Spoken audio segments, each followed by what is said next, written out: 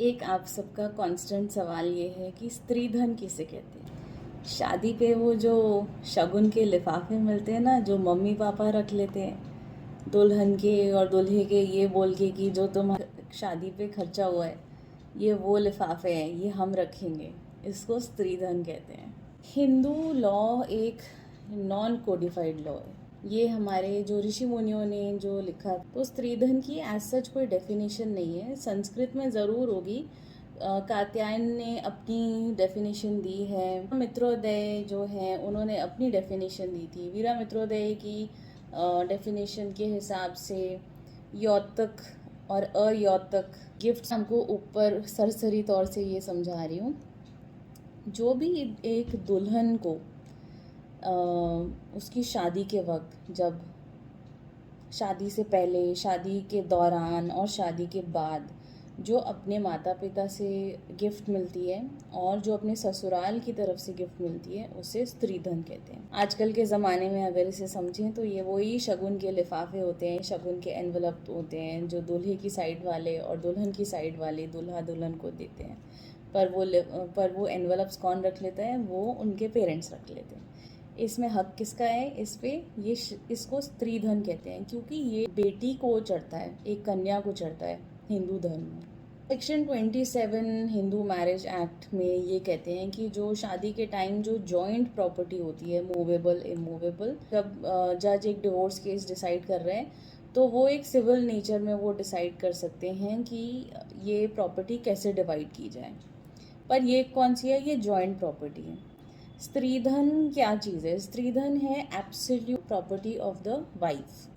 Absolute का मतलब केवल और केवल सिर्फ वाइफ का उस पर अधिकार है, बेटी का उस पर अधिकार है, जो आपकी बहू है उसका उस पर अधिकार है। 1977 में एक जजमेंट आई थी justice Milaram Sharma, Punjab and Haryana high court में। उसमें उन्होंने बहुत बखूबी से एक्सप्लेन किया है कि स्त्रीधन क्या चीज़ है और डाउरी क्या है, और कैसे ये सेक्शन 27 हिंदू मैरिज एक्ट के अंडर नहीं आता, और कैसे एक ये जो केस था, ये एक आईएएस ऑफिसर का, बहुत ही रिनाउंड आईएएस ऑफिसर का बेटा था, एक लौता बेटा था, जो वाइफ से अपने गहने मैंने बोल के गया कि ये मेरे घर वालों के पास ही रहेंगे, सेफ रहेंगे, तो तुम मेरे मम्मी पापा को दे दो। तो वाइफ बिना कोई शक, बेटा था उस आईएएस ऑफिसर का, उसका वो एक प्लानिंग थी बाहर अब्रॉड जाके पढ़ने की और इस लड़की को यहाँ पे, दुल्हन को यहाँ पे छोड़ देने की। तो जो जजेस थे उन्होंने सारा एक्सप्लेन किया कि कैसे ये एक क्रिमिनल केस बनता है और ये एक सिविल नेचर का नहीं है। तो जो वाइफ ने criminal breach of trust 406 IPC की धारा के अंदर जो केस लॉन्च किया था, वो जस्टिस मेलाराम शर्मा और जस्टिस सिद्धू ने उसको माना। ये authored bye justice MR Sharma है, 1978-77 की है, Punjab and Haryana high court की है। इसमें बहुत बखूबी एक्सप्लेन किया गया है ये इसको। तो 406 आईपीसी क्या हो गया कि आपने किसी को अपना ट्रस्ट के साथ अपनी कोई प्रॉपर्टी, अपने गहने दिए और उन्होंने उसको मिसयूज़ कर लिया, मिस अप्रोप्रिएट कर लिया अपने यूज़ में। और ऐसे ही इस केस में लड़की की एलिगेशन थी, बहू की एलिगेशन थी कि उसके सास ससुर ने उसको वो प्रॉपर्टी नहीं दी, उसका स्त्रीधन वापस नहीं दिया, बल्कि अपने यूज़ में उसको अलग ही कर लिया, यूज़ मिस अप्रोप्रिएट कर लिया, उसको कन्वर्ट ही कर लिया उन्होंने। तो और उस ज़माने में वो कहती थी कि वो जो वैल्यू है वो 1 लाख तक की है। अब क्या हुआ कि डाउरी प्रोहिबिशन एक्ट भी है, उसमें स्त्रीधन कहीं नहीं मेंशन की, स्त्रीधन की एक्चुअल डेफिनेशन क्या है। तो बेसिकली डाउरी और स्त्रीधन में क्या फ़र्क है? स्त्रीधन मतलब वॉलेंटरीली दे रहे हैं, ये उसको हम दे रहे हैं, अपनी खुशी से दे रहे हैं। डाउरी क्या होता है कि जो रिश्तेदार हैं, जो इन लॉज हैं, वो एक तरह का कंसिडरेशन, एक तरह का मोल लगाते हैं रिश्ते पे कि आप इतना दोगे तो शादी होगी, आप इतना दोगे तो आपकी बेटी को खुश रखेंगे, नहीं तो उठा के ले जाओ। इसको बोलते हैं डाउरी।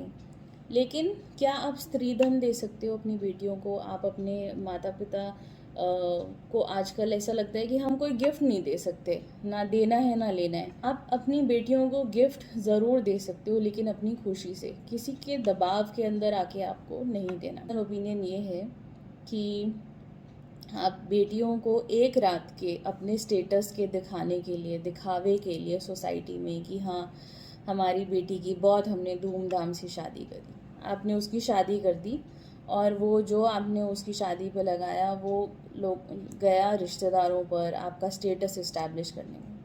और जब आप अपनी प्रॉपर्टी का बंटवारा करते हो तो आप किसके हक़ में करते हो? अपने बेटे के हक़ में। और आप बेटी को क्या बोलते हो कि तेरी तो शादी पे हमने कर दिया खर्चा, अब तेरे को ये अब जो बचा है वो तेरे भाई का है।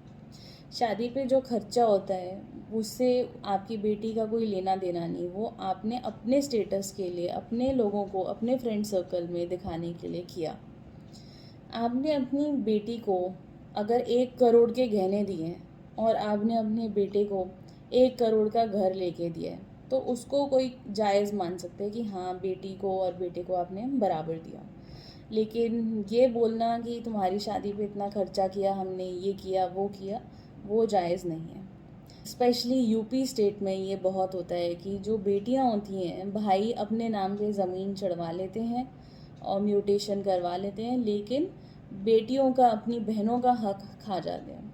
और कभी कभी ये बोलते हैं कि चलो तुम अभी साइन कर दो, ब्लैंक कागज़ में साइन करवा लिया या स्टैम्प पेपर पे साइन करवा लिया।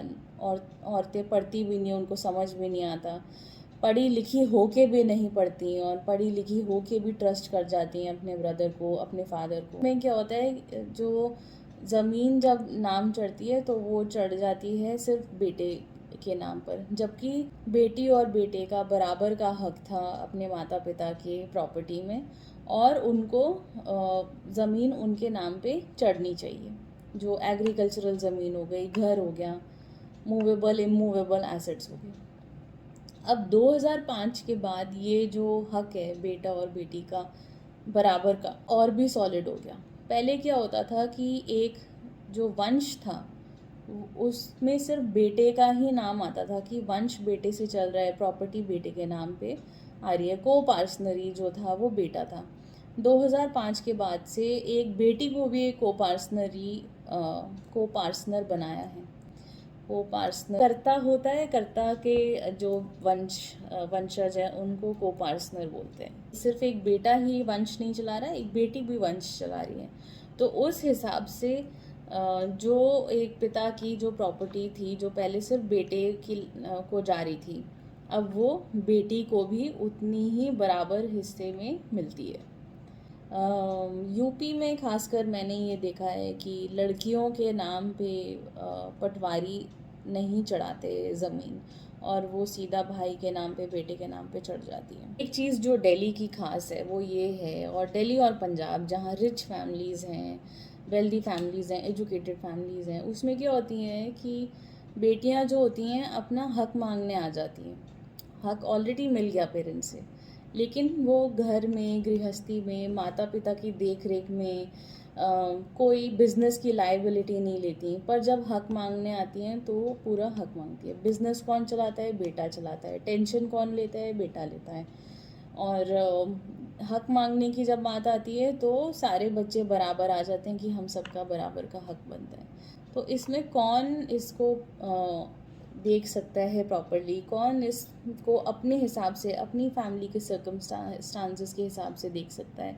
एक माता और एक पिता। ये चीज़ें हमारे पेरेंट्स को, हिंदू और मुस्लिम सबके पेरेंट्स को देखनी चाहिए, और एक विल बनाएं तो वो बराबर की बनाएं, और बराबरी ऐसी कि सबके सिर्फ हक ही ना हो, सबकी एक ड्यूटी भी वो निभा रहे हो, उस हिसाब से उनको वो हक मिला जाए, दिया जाए अपने बच्चों को।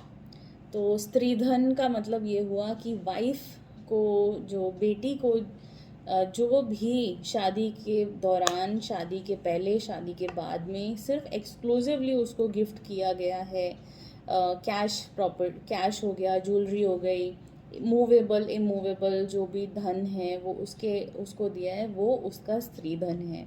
और स्त्री धन पे किसका हक है? सिर्फ और सिर्फ एक औरत का हक है, एक वाइफ का हक है। हिंदू ऋषि जो मतलब हिंदू जो अनकोडिफाइड लॉ था, कात्यायन ने लिखा था, उसमें ये ही था कि अगर फेमिन हो, डिस्ट्रेस हो, कोई तरह की इमरजेंसी हो, हस्बैंड जेल में हो, तब तो हस्बैंड अपनी वाइफ का स्त्रीधन यूज़ कर सकता है, पर उसकी एक मॉरल ऑब्लिगेशन होगी वो स्त्रीधन वाइफ को रिटर्न करने की। जब से उनको एब्सोल्यूट ओनरशिप मिली है कोडिफाइड लॉ में, तब से उनको उनका स्त्रीधन पे पूरा 100% एब्सोल्यूट हक है।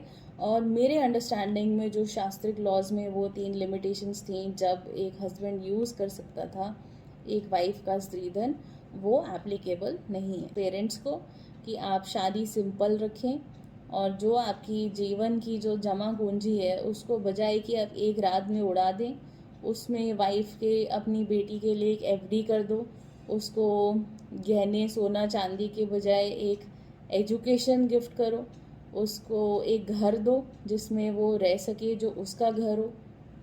कुछ आप उसको एक वैल्यूएबल मीनिंगफुल एसेट दो जो वो यूज़ कर सके लाइफ में, चाहे एजुकेशन हो, प्रोफेशनल ट्रेनिंग हो, वोकेशनल ट्रेनिंग हो, घर हो, कुछ बिजनेस हो जिससे उसकी कोई रेगुलर इनकम हो, एफडी हो, और कुछ ऐसा हो जिससे वो ससुराल वालों के दबाव में आके उनको गिफ्ट ना करे, या उसको उसका प्रेशर ना आए, दबाव ना आए। और शादी में जो लोग गेस्ट जाते हैं जो एनवलप पे लिखते हैं to so and so, from so and so, जो एक लेडी को बिलोंग करता है इन माय अंडरस्टैंडिंग, वो जो स्त्रीधन एक लेडी का है, कपल का है, वो उनके पेरेंट्स में से अप्रोप्रिएट कर रहे हैं, बॉय साइड के भी और गर्ल साइड के भी। तो एक लड़की को एक ब्लेसिंग के तौर में मिला है, वो पेरेंट्स उसे यूज़ करते हैं। ये इन माय अंडरस्टैंडिंग ये गलत है प्रैक्टिस।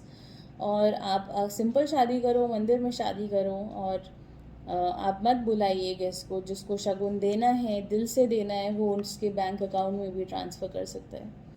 और स्त्रीधन एक ऐसा चीज़ है जो गिफ्ट जो मिलता है जो गर्ल को, वो एक नॉन टैक्सेबल इनकम है, एंड शादी के वक्त जो भी लड़की को मिलता है उसमें टैक्स रिबेट मिलता है इन माय अंडरस्टैंडिंग। तो आई होप इससे आपकी डाउट्स काफ़ी कुछ क्लियर हो गया होगा। तो हिंदू विमेंस प्रॉपर्टी में जब बहुत सारे लोग मेरे से ये पूछते हैं कि जब एक वाइफ मर जाती है, मदर की प्रॉपर्टी किसको मिलती है, वाइफ मर जाती है तो उसकी प्रॉपर्टी किसको जाती है। एक वाइफ मर जाती है तो उसकी जो प्रॉपर्टी है वो किसको मिलेगी? उसके बच्चों को बराबर, और उसके हस्बैंड को। उसके कोई बच्चे नहीं हैं तो वो जो प्रॉपर्टी उसको जो वाइफ है उसको अपने माता पिता की ओर से मायके से मिली थी एक लेडी को, वो प्रॉपर्टी जाएगी उसके फादर के वंशजों में, उसके फादर के लीगल एयर्स में। और जो प्रॉपर्टी एक लेडी को अपने ससुराल के साइड से उसने इनहेरिट करी थी, यदि उसके बच्चे नहीं हैं, उसके हस्बैंड नहीं है, तो वो प्रॉपर्टी जाएगी उसके ससुराल वाली साइड में। यदि उसके बच्चे हैं, उसके हस्बैंड हैं, तो पहले यही 3 इनहेरिट करेंगे और इन्हीं पे रहेगी, यही बच्चे, बेटा बेटी और हस्बैंड रखेंगे प्रॉपर्टी।